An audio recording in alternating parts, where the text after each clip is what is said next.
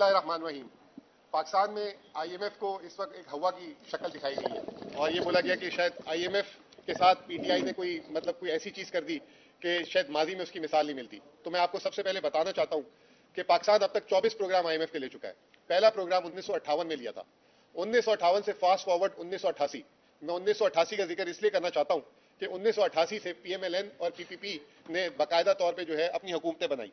1988 से लेकर 2024 तक पाकिस्तान ने आईएमएफ के 14 प्रोग्राम दिए, जिसमें से सिर्फ एक प्रोग्राम पूरा हुआ और 13 प्रोग्राम नामुकम्मल रहे। जब 13 दफा प्रोग्राम 1988 से लेकर 2024 तक नामुकम्मल हुए तो उस वक्त तो किसी ने किसी को यह नहीं कहा कि इनकी वजह से मुल्क जो है डिफॉल्ट की तरफ चला गया। नंबर एक, उन 14 प्रोग्रामों में 12 प्रोग्राम जो है पीएमएलएन और पीपीपी ने लिए। उन 12 प्रोग्रामों में सिर्फ एक प्रोग्राम पीएमएलएन ने मुकम्मल किया। पाकिस्तान की तारीख का सबसे बड़ा प्रोग्राम पीपीपी ने लिया 2008 में $10 अरब का, और उसको भी नामुकम्मल किया। फिर उसके बाद दूसरा बड़ा आईएमएफ का प्रोग्राम पाकिस्तान की तारीख में लिया पीएमएलएन ने 2013 में $6.5 अरब का। पीटीआई जब 2018 में आई तो हमें ताने दिए गए कि इन्होंने पहले दिन से आईएमएफ का प्रोग्राम क्यों नहीं लिया। इमरान खान ने उस वक्त 10 महीने नेगोशिएट करके आलमी दुनिया से $10 अरब लेकर आए, चीन से, सऊदी अरब से, यूएई से। उसके बाद आईएमएफ की कंडीशन को नरम कराया और फिर जाके आईएमएफ का प्रोग्राम लिया। इमरान खान का प्रोग्राम भी $6.5 अरब का था और उसमें से इमरान खान ने आधी रकम भी नहीं ली।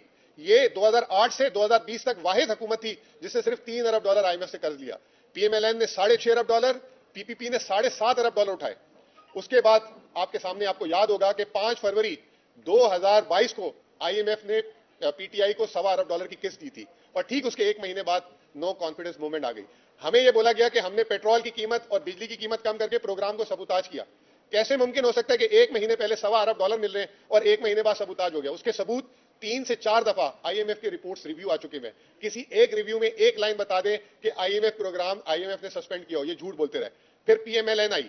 पीएमएलएन ने पहले 4 महीने लगाए मिफ्ता इस्माइल ने प्रोग्राम को रिवाइव करने में, 3 दफा मिस कमिटमेंट किया। उसके बाद अगस्त 2022 को जो है प्रोग्राम वापस स्टार्ट हुआ और फौरन आते ही इसहाक डार अक्टूबर में आए और वो अगस्त 15 तक रहे, एक रिव्यू मुकम्मल नहीं कर सके, 10 महीने। और इसहाक डार के अल्फाज आपको याद होंगे, आई डोंट केयर। उसके बाद उन्होंने 2 ऐसे काम किए जिसपे आईएमएफ ने तरदीद की। पाकिस्तान की तारीख में कभी तरदीद नहीं करता आईएमएफ।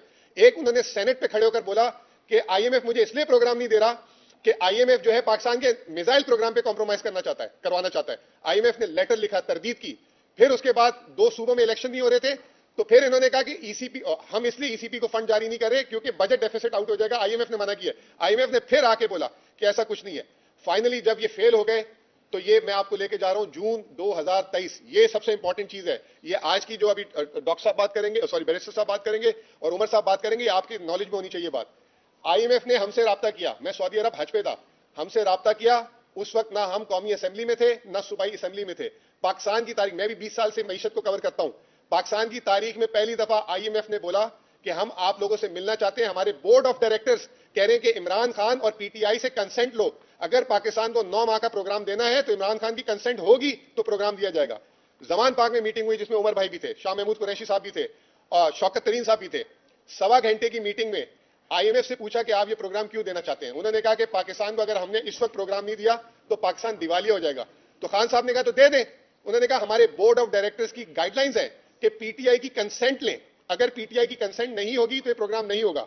उस वक्त खान साहब पॉलिटिकली 200 मुकदमे हो चुके थे, बहुत चीजें हो चुकी थी। उन्होंने उसको साइड पे रखा, प्रोग्राम की कंसेंट दी। खान साहब ने पूछा कि ये प्रोग्राम है क्या। उन्होंने कहा 9 महीने का प्रोग्राम है, 3 हिस्सों में।